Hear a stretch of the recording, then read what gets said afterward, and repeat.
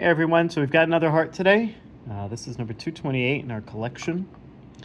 The heart would have sat in the chest roughly like this. The head would have been here, so superior. Legs would have been down here, so inferior, left, right, anterior towards the screen, and posterior towards the turntable. So we'll start off as we always do by finding the right atrial appendage. And this here looks like the right atrial appendage. It's triangular, it's broad base, so we'll go ahead and open the heart there. And when we open this up, we do find an atrium that does look to be morphologic right. There are pectinate muscles that spill outside the confines of the appendage, consistent with the morphologic right atrium. We can also see the oval fossa here, and the oval fossa does appear intact, so there is no oval fossa type atrial septal defect. Further down in the atrium, we do find the coronary sinus. So here's the coronary sinus here. And remember, the coronary sinus will be one of the landmarks of the triangle of Koch, which is demarcated by the coronary sinus, the leaflet of the tricuspid valve here, and then the tendon of Totaro.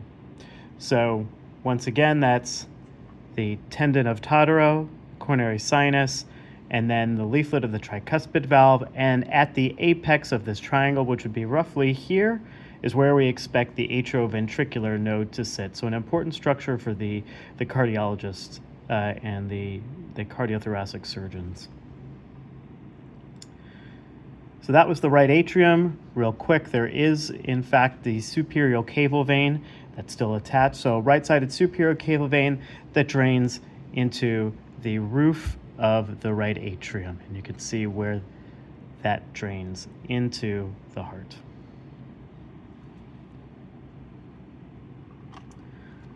Here is the right-sided atrioventricular junction. The valve here appears to have 3 leaflets, and it does appear to have septal connections. You can see this leaflet here does have connections to the ventricular septum here. So consistent with a morphologic tricuspid valve. The right ventricle itself isn't entirely dissected, but we can see that there are coarse trabeculations. And there does appear to be a septomarginal trabeculation here with its cranial and caudal limbs, thus consistent with a morphologic right ventricle.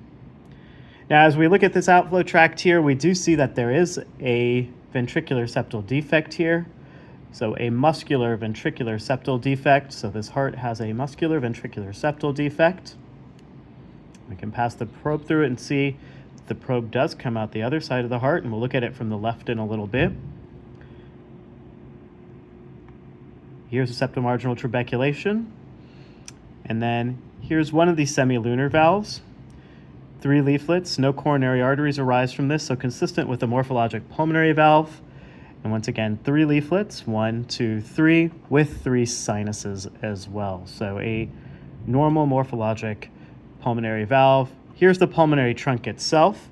And then from the pulmonary trunk arises the left and the right pulmonary artery. So you can see that nicely here. Once again, left pulmonary artery, right pulmonary artery, pulmonary trunk. So why don't we go ahead and flip the heart over. So now here's the posterior aspect of this heart. And if we open it up here, we find another atrium. This one is smooth walled, consistent with a morphologic left atrium. And we do see the left atrial appendage here. And here's the entrance into the left atrial appendage. And you can see that all the pectinate muscles are confined inside the appendage, do not spill outside the confines of that, consistent with the morphologic left atrium. Here is the flap valve of the oval fossa. Here are the horns of the oval fossa, and once again we see that there is no atrial septal defect here. When we come down to the left-sided atrioventricular junction, we do see that there's a left-sided AV valve that seems to have 2 leaflets. Here's one, here's second.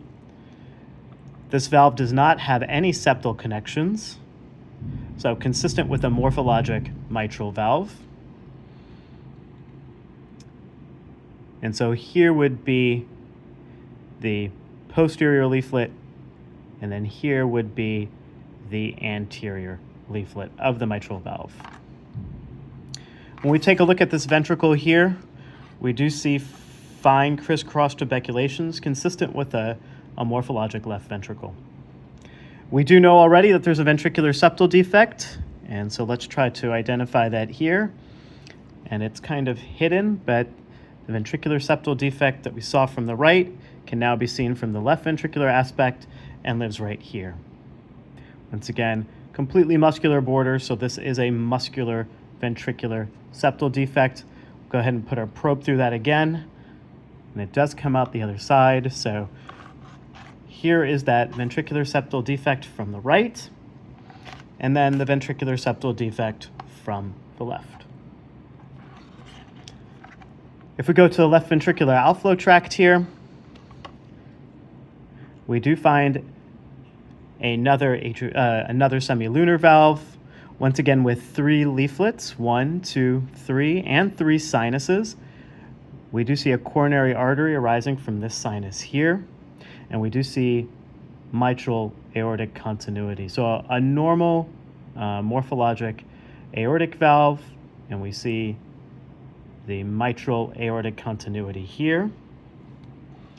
And then, of course, the ascending aorta here.